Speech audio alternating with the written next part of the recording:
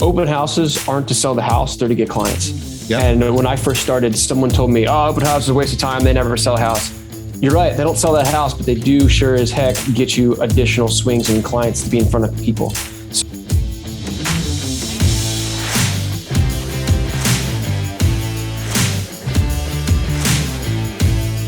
So the question is this: how do most agents find the secrets to succeed in today's competitive real estate market, especially when the top agents are keeping those secrets to themselves?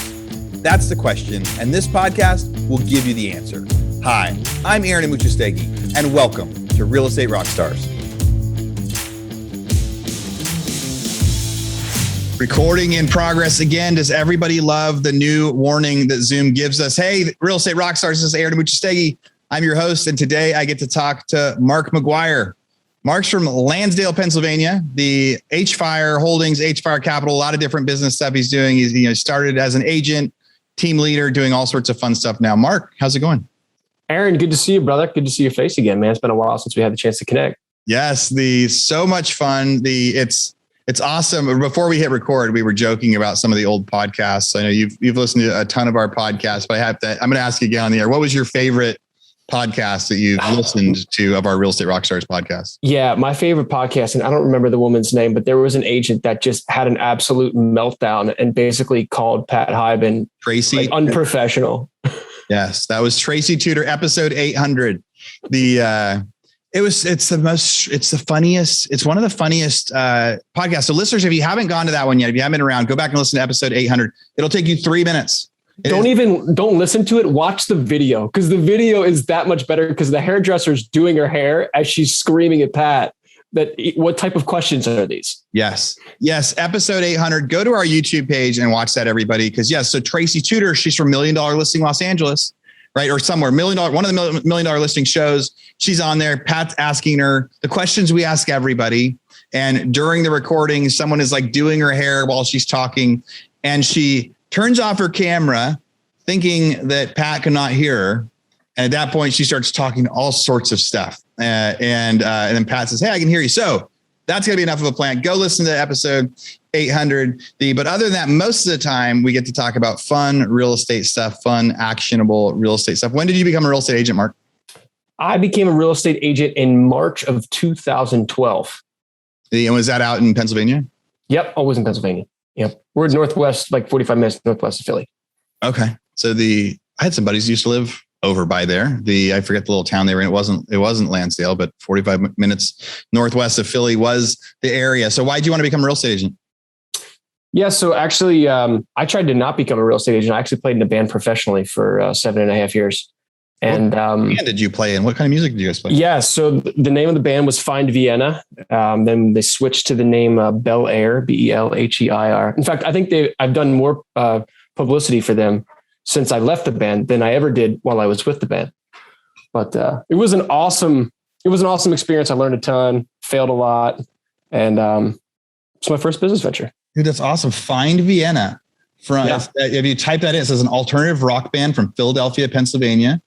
The Reverb Nation. There's some pictures. The alternative rock, man. Reverb Nation. Oh my God, I can't. I was born in 1980, so alternative rock. I'm sure I would have been a huge fan. That's when I was in high school. Was so much of the fun alternative rock that changed the world. So that is hysterical, dude. My world. So you were in a band, and then someday after that, you realize, what, I need to go sell this house, or someday while being in the band, I was like, wow, this doesn't pay anybody any money for a long time. So I'm going to have to figure something else out here. So I was actually a maintenance guy working in multifamily properties. I was the guy that, if the toilet got clogged, I was the one who got the call to come unclog it.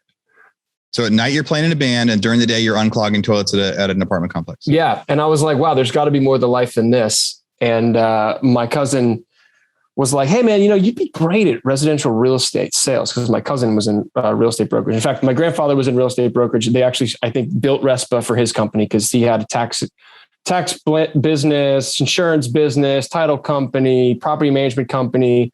They had owned 5 offices in our area where we live.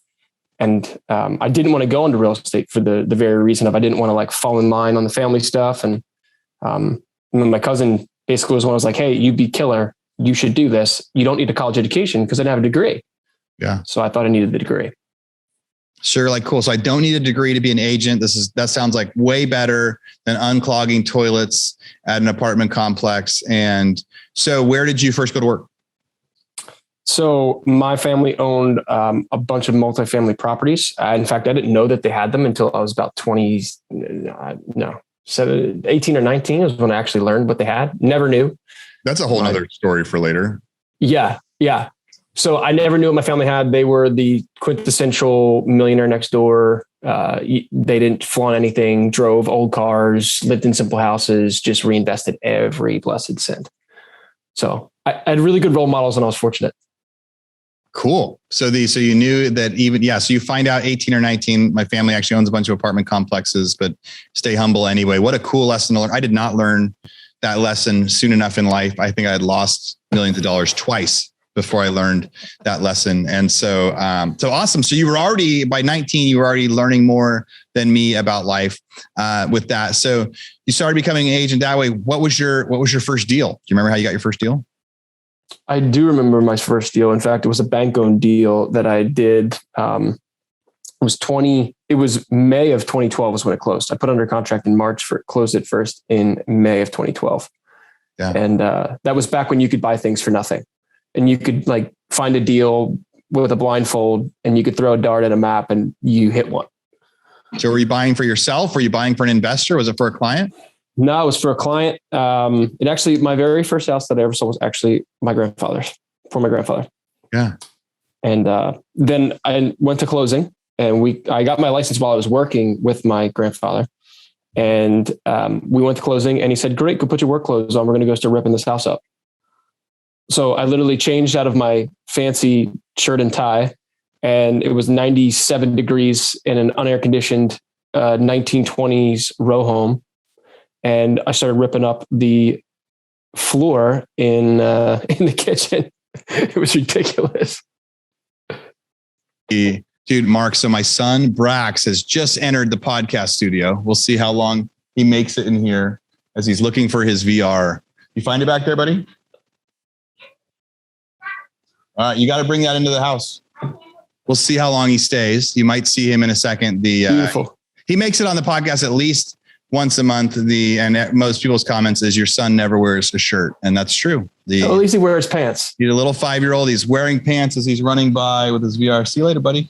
See ya. See you later. After a while, crocodile. I'll shut that door for you. That's awesome. The joys. Yesterday or day before was National Sons Day. Did you know that? I didn't know that. I saw National Daughters Day all over Facebook, and then National Sons Day came, and I didn't see that. And I had to actually message my mom and say, I saw that great post you told about my sister the other day, but you forgot me. So anyway, there was my son. So Brax, sorry, interrupting, but there's nothing more fun than getting to get interrupted like that. So so your grandfather was like your first client. You got to kind of get, when my wife became an agent, it was similar, right? Like her first listing was, a house that I bought at foreclosure and my dad was the investor owner. Right. And it's like getting in, and at the same time, it wasn't just being an agent. So back in 2012, when you bought that was a deep time when we were deep into flipping. And most agents at that time weren't just doing the real estate part. And maybe not most, but most of them that I knew, it was this full service thing of part of the way you got somebody to hire you as an agent is you were also willing to manage their construction, or you were going to help do extra stuff. It wasn't just getting them the deal. It was kind of like you had to do a whole bunch of other services too, in order to make sure you were the agent that was going to represent them. And it was that similar for you? Was it a same story?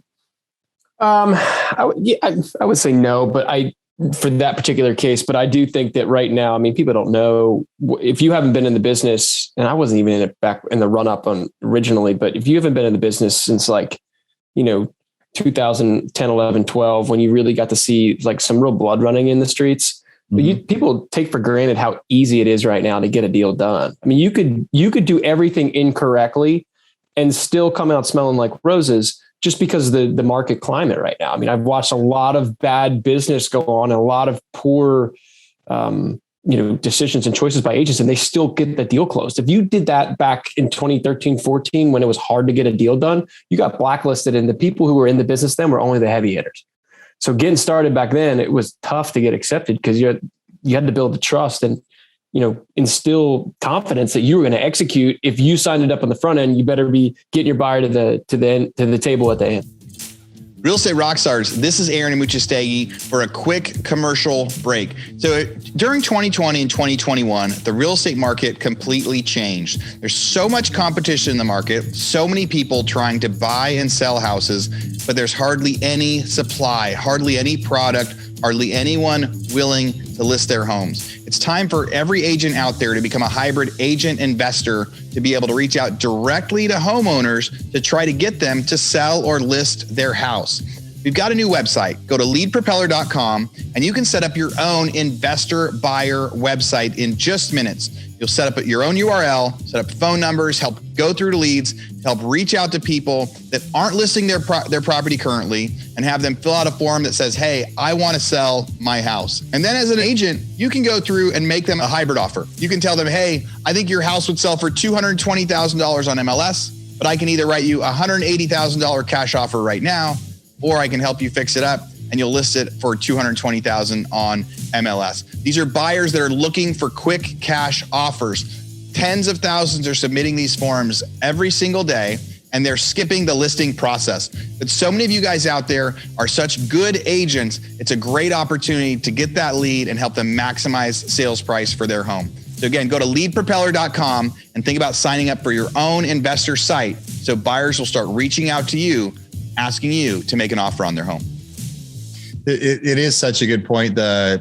When the market is this strong and it keeps going up just about everywhere in the country right now, it makes people that are bad investors look brilliant. It makes, it's almost like it used to be, if it takes you too long to fix up the property, you're, killing your chances. And now it's like the longer you kind of screw up, the longer you wait. If a construction takes 90 days instead of 30, you've actually made your more money instead of less. So you could screw up deals right now and get them in. And there was definitely a time that it's tougher. What do you think the best way for somebody to get a new client right now is? Like on the buyer side, on the seller side, best way to get deals? What's the deal flow that your team is using? Yeah. So right now, we are very heavy in relationships. I think the best way to find a piece of business is to go to the people who know you, like you, and trust you. And that's, tried and true, cliche sphere, repeat referral type clients. But we're super, super heavy there. And we're super intentional about working that angle and working that pool of people to then get those people to help, bird dog for us. So getting the people who are, can speak to our character, can speak to our work ethic, and can speak to our knowledge base, and would trust us that, like, hey, look, they might have all the answers, but they'll get the answer and they will do the right thing even when it's hard. So we really lean hard right now on our spheres to try to, go the next level, another level deeper. And then if we can go at one more level beyond that. So just working that initial core group of, people who would advocate and go to absolute war for you, utilizing them to go a step deeper, and then seeing what connections that they have, and then going another step deeper if we can. Does that make sense? Yeah. Similar question, maybe same answer. So like, what's something you wish you would have known about real estate when you first got started? Because it was, you weren't sure you were going to be an agent. What do you wish you would have known? I think when I first got started, I have a sarcastic answer, then I have a real answer. Yeah. Sarcastic answer would be, I wish I would have known how many state licenses I would unofficially get by being a real estate professional. So I'm now officially a therapist. I'm an accountant. I am an attorney, like all these things that everybody thinks that, like, well, what do you think? I'm like, well, I'm not qualified to tell you. I think I have the right answer, but like, you can sue me if I give you the wrong one and I overstep my bounds. Yeah. So there's a lot of people who just, like, you become, a real estate professional, but then it's 9:00 at night on a Friday night or a Saturday night, and people are calling, crying to you. And you're like, how did we get here? That's such a good example. And I think so many of our listeners that have been around for a long time are shaking their heads, agreeing with you right now. And some of the new people maybe haven't experienced that yet, but that is such a real part of the process, is by becoming a real estate agent, if you're a good real estate agent, you're developing deep relationships with people. And as you're developing these deep relationships with people, then yes, they're calling you crying about this. They're asking you about this. It is the biggest decision they've ever made, or it's one of the biggest decisions they're ever made, especially right now when it's like people are, if they're having a tough time getting qualified, right? This is our dream house, but are we going to lose it? Like, what do you mean we're going to lose it? How do we use it? Or we can't afford more, but we want more. It is an emotional roller coaster. So you're right. You aren't just a real estate agent. You become an attorney. You become a therapist. You become a life coach. You become a financial manager. And at the end of the day, it doesn't always, the relationship doesn't end at closing, which is good because you said most of your stuff comes from referrals. All right. Did you have a different answer? Did you have another answer? No, a very serious answer would be that open houses aren't to sell the house. They're to get clients. Yep. And when I first started, someone told me, open house is a waste of time. They never sell a house. You're right. They don't sell that house, but they do sure as heck get you additional swings and clients to be in front of people. So if you take nothing else, if you take one nugget away from this, and I know we're living in the COVID world here where, masks, no masks, opinions, no opinions, whatever. Open houses are one of the best places where new agents can get business on day one. And by the way, agents that have been around for a while don't want to do them because they don't have to do them. So go talk to an older agent who's freaking tired and doesn't want to do that open house and go ask if you can sit it for them and then capture all the leads. And just know that people are there to pull the trigger on and do something. They're just not sure on what they're pulling the trigger yet. Especially when Kalina had a bunch of listings, so many people would reach out and say, hey, can I host an open house there this weekend? Because at that point, she didn't want to be a buyer's agent. She didn't want those extra leads. We were busy with what we were doing. And so many people would reach out to her and say, hey, can we be your open house agent? And she got this like big team of open house agents, and they weren't working with her. There wasn't a profit share or anything, but they would essentially go represent her and do this. And it was this great relationship. Every once in a while, they would get to represent a buyer on the house. But most of the time, it was a way to show they were open. So I think you're absolutely right. Open houses accomplish two things. For the person holding them open, it's going to get them clients. And then two, sellers like to see open houses, just flat out. Like you could tell a seller an open house is not going to sell your house, but they don't care. They want to see an open house every day. They want to see, balloons up on the edge. They want to know that you're doing everything you can to sell the house. And so it could be a great win-win, especially if you're a newer agent in your first couple of years, if you're struggling getting, or even if you've been an agent for a while and you're struggling getting leads again, why not try that new tried and true thing that people haven't done for a while? Reach out to somebody that has listings, say, can I hold your house open? And that two-way street benefit is the benefit for them is now their seller is going to get to see open houses at their listings. Again, hey, somebody's trying really hard to do this. And as a buyer, you get all those leads. So, hey, real estate rock stars, this is Aaron Buchastegi, and I'm interrupting myself to bring you this commercial break from one of our sponsors. And I know you guys would much rather listen to the content and not the ads and not the sponsors, but this is one that I'm actually super, super excited with. So many of the realtors that we interview on the show, they talk about how much systems are important and how much follow-up is important. And I'm really, really excited about our new sponsor. There's somebody I've been looking at for a long time. And when they reached out to me, I said, yes, we have to be able to do this deal. So that sponsor is Follow Up Boss. On an interview last week with agent Mark McGuire, I asked him what his favorite software and what his favorite system was. And he said it was Follow Up Boss. And then he went on for another 3 or 4 minutes to talk about why Follow Up Boss was the best CRM he uses. So there's a lot of superstars out there that use Follow Up Boss. Some of the stats they gave me, Robert Slack, 1.5 billion team in Florida, #1 in the US. He uses Follow Up Boss to get a 400% ROI on his massive paid lead spend. Deborah Beagle, co-owner of the Ashton Group in Nashville, uses Follow Up Boss to guarantee that agents who join her team get 2 homes under contract in the first 90 days. That's a big guarantee for new agents. Barry Jenkins of Your Friends in Real Estate uses Follow Up Boss to automate everything so his team can produce $200 million on 25-hour work weeks. All right, so here's an offer.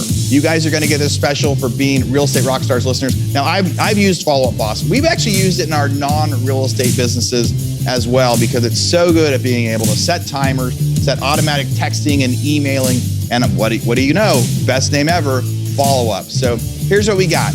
For Real Estate Rockstars listeners, you get a 30-day free trial. That's normally 14 days. So in order to get this, you go followupboss.com/rockstars. So again, followupboss.com, just like it sounds, /rockstars. Go there, get your 30-day free trial and check it out. Especially if you aren't using any systems or any CRMs yet, this will be a great one for you to start with. All right, everybody, thanks again. Now back to our show.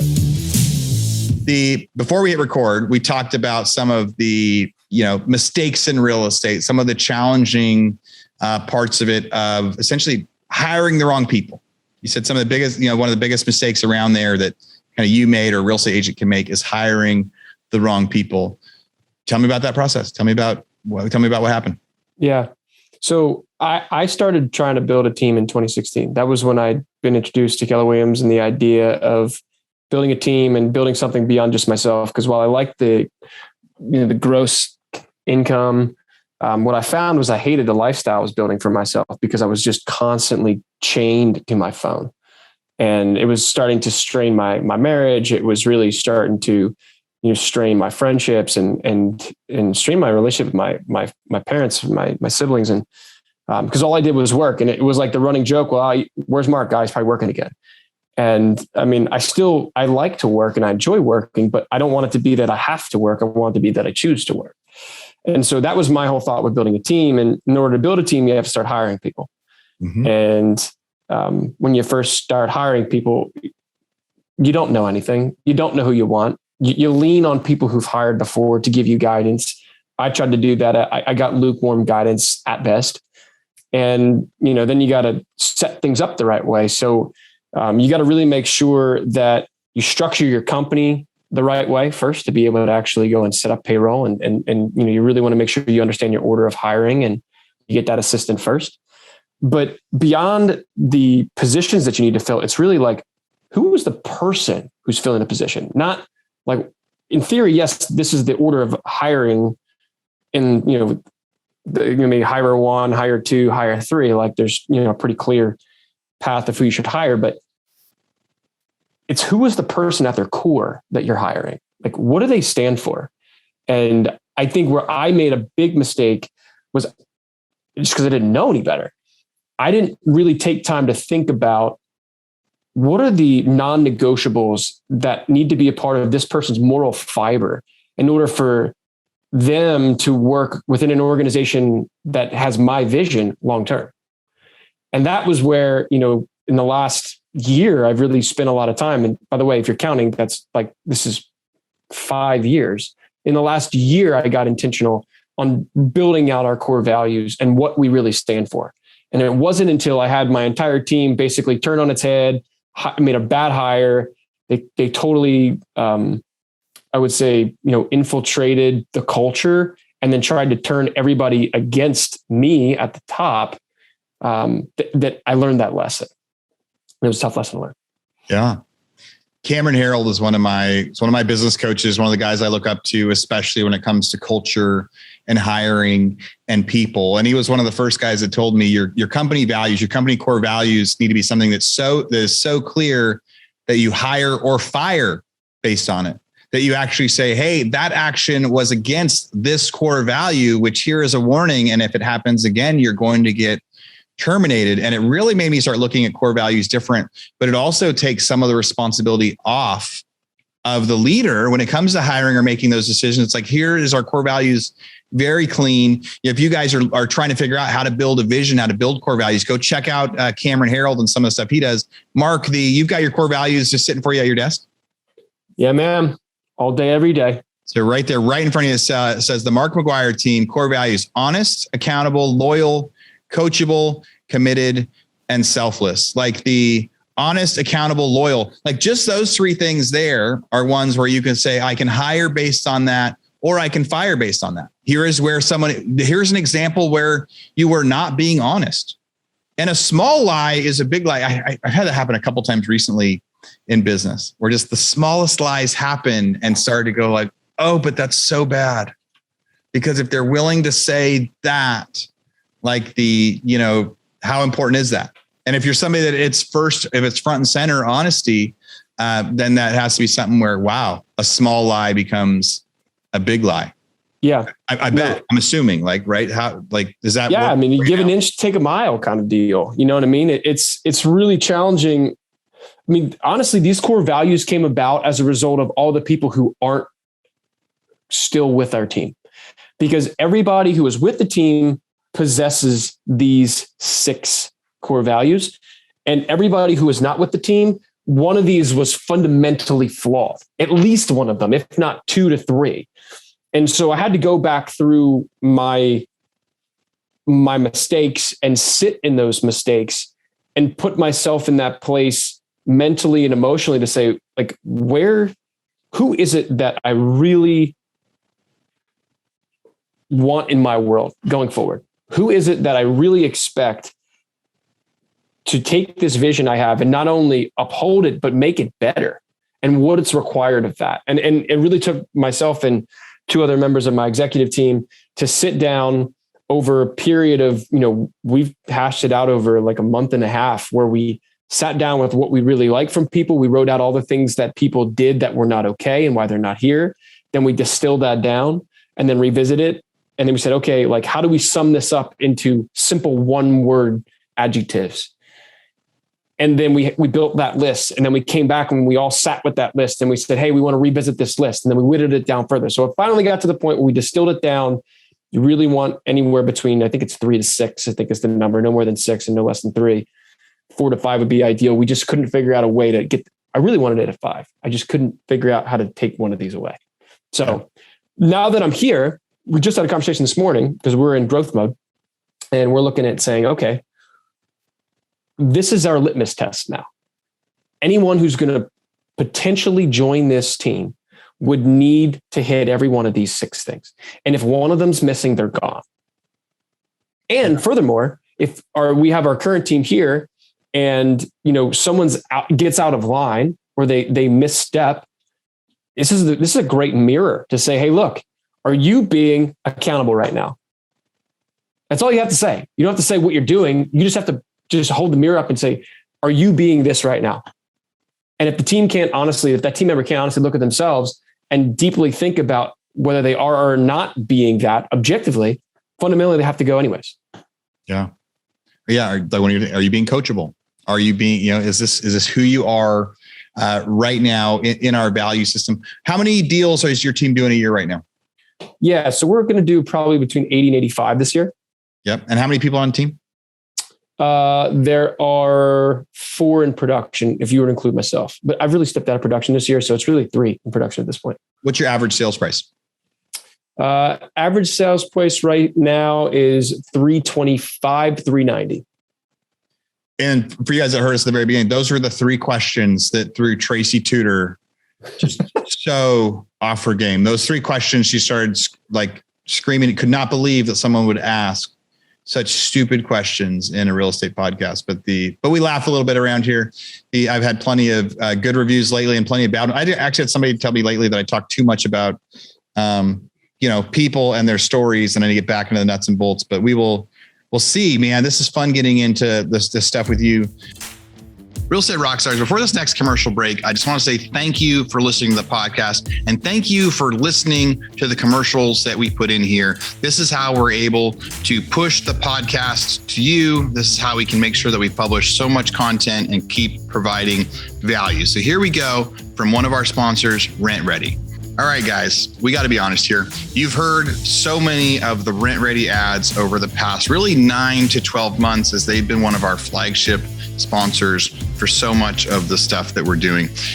Rent Ready is a property management software, and we've told you about this, truly working to elevate the entire renting experience for landlords and tenants. But this time, this isn't just a boring old podcast ad. I'm not sure how many episodes we're going to run this on, but it's not just to help you maintain and screen tenants and run leases. This podcast ad is actually a secret. So this month, Rent Ready is releasing a game-changing feature that will help you save a whole lot of time and headache when it comes to crunching numbers on your rentals. I don't even know what it is yet. They wanted me to start doing this and said, so while I can't share it yet, make sure that you stay tuned to the Rockstars podcast for that surprise reveal, because we'll have it on good authority that Rent Ready will be letting our listeners know that once top secret feature is ready. So in the meantime, if you're looking to get started on Rent Ready's powerhouse of a platform, I use it for a lot of my stuff. Get signed up, save 50% off on any rent ready plan using our special code Rockstar50. So that's 50% off any rent ready plan when you sign up using our code Rockstar50 at rentready.com. It's RENTREDI.com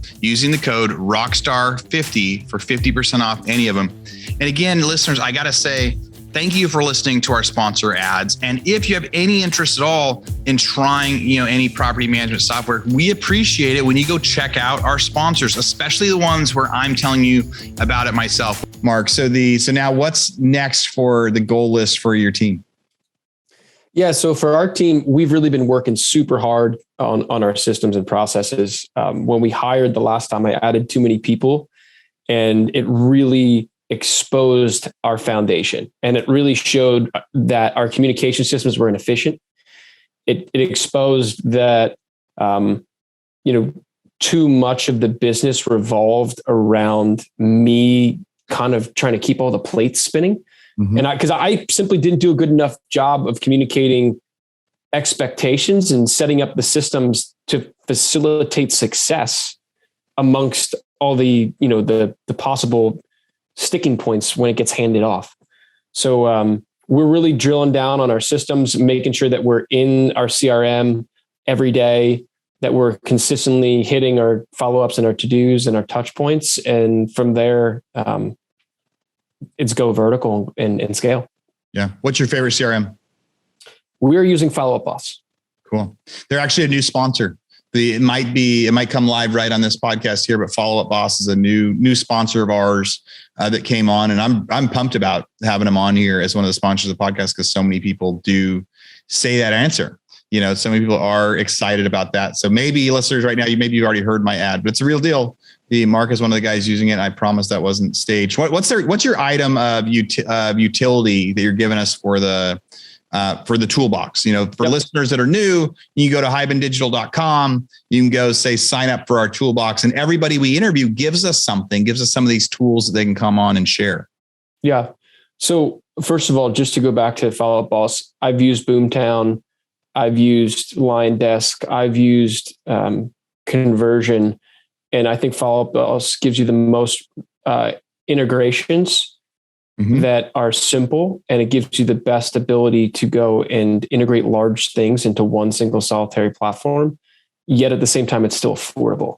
So I'm saying that purely objectively. I don't have a one horse in the race with Follow Up Boss, but I spent a ton of time at analyzing possibilities and trying to boil it all down to what makes the most sense. And that's what seemed to integrate the best with us. So just quick plug for them there, just on an objectivity basis, purely objective. Follow Up Boss has been the best one that we've found as of late. Yeah. But once again, the best CRM is whatever one you use. So just use your CRM. Use one. Yeah. Whatever it is. Yeah. Like use one, find one, and if you have one that works, stick with it. Yep. But as far as our item of utility, I added a spreadsheet that I've spent thousands of dollars building out. I have a guy that was fortunate enough to be in my world and helped me right when COVID went down. He's been the one that's been instrumental in helping us build some of our systems. Because I'm good at it to a degree, but trying to be in ops and production at the same time is particularly challenging. And in this spreadsheet, it has all inputs with data verification tabs to help you automatically calculate and track your spreadsheet and your production, so that all of your, you see your pending cash flow for the next 30 days, the next 31 to 60 days, the next 61 to 90 days. And you can see what you're actually taking home as a result of your gross commission income relative to your net commission income, especially when you have agents that are cost of sales.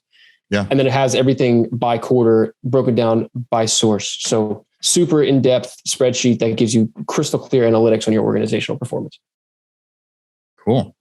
Yeah. I think that's going to be super helpful. Being able to track money and finance. We've had a lot of people reaching out to me lately and say, hey, tell us more about how to run the back end of our business. Do we use an LLC or an S Corp? Do you run payroll? How do you make those decisions? And that tool that you're providing, I think is going to help a lot with some of that planning. So, hey, Real Estate Rockstars listeners, this is a commercial break, but this is a quick commercial break for you guys. See, have any of you ever wanted to host your own podcast. Many of you guys thought about launching a podcast, but it seemed overwhelming. Didn't quite know what to do. Something that we're thinking about launching right now, or something that we're starting to launch right now, I don't know how many people we're going to help with, is we want to find listeners like you that want to launch their own podcast. It seemed a little bit overwhelming on what to do next. And we're going to start a service where we're going to help you guys figure out how to schedule your podcast, how to do the interviews. Our back-end team will do everything that we do for the Real Estate Rockstars podcast. We will edit the show for you. We will publish it. We will help you with your social media and your images to really grow it. So I think our plan right now is, 3 or 4 podcasts a month, for up to 3 or 4 podcasts a month. The cost will be between $500 and $1,000 a month to help you guys publish and launch your own podcast. So if that's something you're interested in, be sure to reach out to us. Go find me on Instagram, send me a message on there. It's at Aaron Amuchastegui. All right, back to the podcast. Mark, as we're coming toward our end of the podcast, I know you've been doing kind of so much investing lately. One of the things we've told people over the last year, don't just be an agent. You need to diversify. I mean, being an agent is a full-time job. It is a great career, but it's a way to make a lot of money and figure out how to scale that money and invest. I know investing is one of the things that you do. And you were telling me that one of your favorite ways to do that right now is like through syndications, like the benefits of doing a syndication. What is the benefit what is a syndication? What's the benefit of doing a syndication? Yeah. So a syndication is it's basically where you pool funds together from a bunch of different people to buy a larger asset, and you own a fractional percentage of the asset. So for instance, if everyone thinks that investing in real estate means that you have to go buy, like a condo or a townhouse, a single family, and you have to put down 20% or 25% or whatever is required in your area. And then you have to, renovate it, find the tenant, and then, then it cash flows and you got to collect the rent and deal with all the maintenance. And that's what I thought, real estate, investing in real estate had to be, until I found syndication about 5 years ago. And it just totally changed my view of real estate investing. And especially as a real estate professional, somebody who's a full-time real estate professional, syndication investing is incredibly powerful. I mean, I have taken hundreds of thousands of dollars of bonus depreciation in the last 4 years, hundreds of thousands. That means if I had $100,000 taxable income and I had $100,000 loss on a K1 on a syndication that I was invested in, it effectively netted that income to essentially zero. So if you're in a 20% tax bracket, it saves you $20,000 in real money today. Yeah. So as a real estate professional, syndication investing is, in my opinion, there is no more powerful way to invest as a real estate professional. That is fascinating. And what's one way to increase your profits by 20 or 30%? Right now would be to not pay taxes on your 20 or 30% and to be able to do it legally. Right. Like that's been a really interesting thing in real estate investments lately. I haven't seen it as much in syndication, but I've seen people are going, oh no, I'm buying this commercial building because then I get this depreciation and then I take a loss over here. And it's really, really interesting as a way to stimulate more investments. I didn't realize it had as much as the same power inside a syndication. Well, Mark, I know people are going to want to reach out to you. They're going to want to get to reach out and hear more about your core values and how to go through that. They might reach out and see how they can invest. They've got to have questions on how your spreadsheet works, or they want to hear more about the syndications that you're working on. So what's the best way for people to reach out to you, and what are the sorts of things you would like them to reach out to you for? So my newest thing that I'm working on now, my team what's been great is I have some amazing people. I wouldn't be able to do what I'm doing without having the people in my life. When you find good people on your team, keep them, treat them like gold, pay them well, and give them opportunity for, upside. So it's my one piece of wisdom before I start. But if you want to learn more about the spreadsheet, how to use it, I'd be happy to help you with that. Best way to reach me is mark@hfireholdings.com. And, what I've actually been able to do, because I have spent the time to build the team and the systems and, get out of the day-to-day, is I've been able to partner with one of my good friends, colleagues of mine, Sergio and Corinne Altamare. And I've been doing self-storage syndication investing for about the last year and a half now. So we have been working on we syndicate self-storage and give people the ability to invest in self-storage properties and invest passively. And you have to be accredited investor, $1 million net worth, or at least 200,000 in individual income or 300,000 in married income. But we have the ability to go and help people invest in self-storage with a fractional ownership. So I can reach at the same address. Very cool, man. I'm checking out your website right now, hfirecapital.com for Hearthfire Holdings. And you guys have, I'm good friends with Sergio. It was funny, before you hit recording and started this, I didn't know that you were in business with Sergio, but we just had a lot of fun hanging out in Colorado for a couple of weeks. But you guys have a lot of stuff built out on there. It shows your portfolios for your storage units, kind of your team, a whole bunch of other stuff. Mark, great to get to chat with you on here, man. Great to hear the story of what you're doing. I love the ideas of your core values. I love the ideas of how real estate agents could invest in syndications to help offset so much of that taxable income that successful agents can get out there. And really just love your story. And thank you for listening to the podcast for so many years. You said every day for years you were listening to the podcast. Every day in the shower, dude. I subscribed to the Tony Robbins No Extra Time, and God bless my wife because she would put up with it every morning. But it'd be like 6 a.m. and I'd be blasting the podcast, and I'd be taking a shower. And there's some way she's like, "You need to turn that down." Yeah. She's like, "Why are you waking me up to this? You guys, you don't understand." But it really is like going to school, man. What a tip. And right now, if you guys are out there listening and you're somebody that's blasting this in the shower or blasting this in the car while you're driving Uber and thinking about becoming an agent, or you've become an agent and you're trying to be better, I appreciate all of you listeners.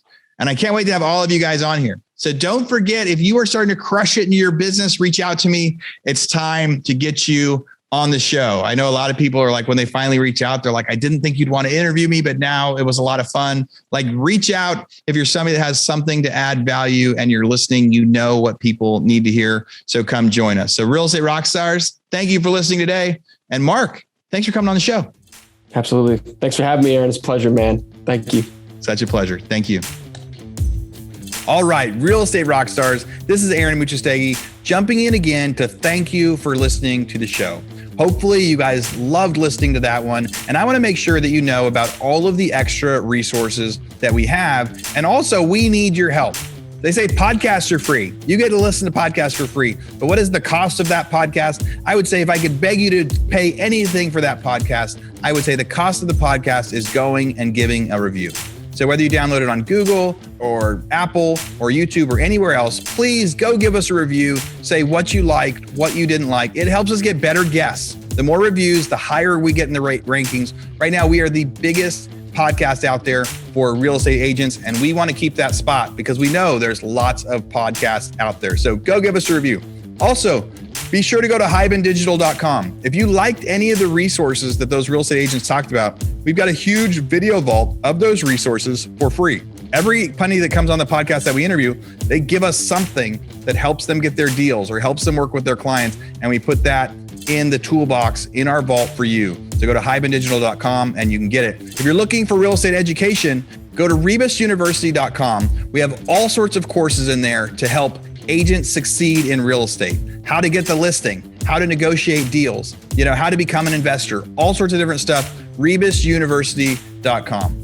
And if you want to chat with me, go find me on Instagram. And if you come find me on Instagram, you can send me messages. Tell me what you want to hear. Tell me what you liked, what you didn't like. We try to put a bunch of content out there too. You can find me in 2 different places. It's at rerockstars.com for our Real Estate Rockstars page, or at aaronandmuchastegui.com for my personal Instagram page, where I can chat with you about all sorts of different things.